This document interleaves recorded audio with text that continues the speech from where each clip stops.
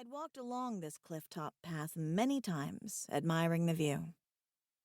It was from here that I'd hurled the mayor's stolen altarpiece into the sea below, right before all my adventures with gods and monsters had begun, and my life had started to unravel. The blue sea was darkening as the approach of night leached the color from the world. I'd been up here for hours. Syl and her new boyfriend, Lucas, would be back from the underworld by now, probably wondering where the hell I was. I should head back before they all started panicking that I'd been snatched by the Shadow Shapers, which was a possibility now that I'd lost my human disguise. I mean, I still looked the same, but my powers were back in full force. Other gods would be able to sense them. Shadow Shapers, too. And unfortunately, it didn't work the other way. Shadow Shapers had too little divine power in them for me to be able to sense them, so I had no early warning system. But I was too chicken to move. I was scared stiff of meeting my brother.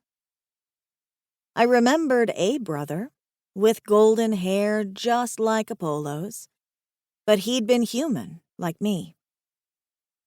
Turned out that he was a false memory implanted by Hades in his attempt to disguise me as a human. Even though my main memory of this fake brother was of watching a group of men carry his body away, his golden hair matted with blood, I was still reluctant to let go of him completely. I'd searched my mind for any memories of Apollo in that role, but had come up empty-handed. Apollo was just a rather annoying guy I'd saved from death a couple of weeks ago. Except now he was my brother. If he expected me to be his sister again, he was going to be sadly disappointed. And I hated letting people down almost as much as I hated being wrong. Finally, the sea and the edge of the cliff in front of me disappeared into the blackness of night. I couldn't put it off any longer. Reluctantly, I stood, stretching out legs cramped from sitting so long in one spot. I brushed dirt and grass off the back of my jeans and cast my mind out, searching for animals to bond with. I needed to boost my night vision before I went arse over turkey off the cliff edge in the dark. The bright spark of a fox trotting through the bush caught my attention. I linked to him, and the blackness around me suddenly became individual trees, bushes on the cliff edge, rocks, and pebbles.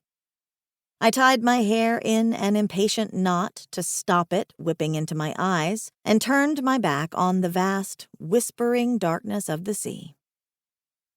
I trudged down the dirt track that led back towards town, the night around me alive with the bright sparks of animal life. Lines of light connected them to each other and to me, forming a web of life with us all interconnected and dependent on each other. The natural world was a beautiful thing, softly glowing with energy.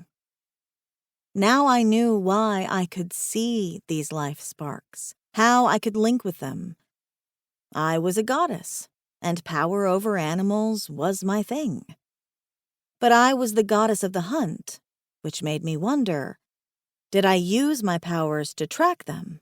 Or, worse still, control them so I could kill them? Because that would be cheating. There was no point boasting about your hunting prowess if the animals literally couldn't get away from you. I had so many questions about the person I used to be.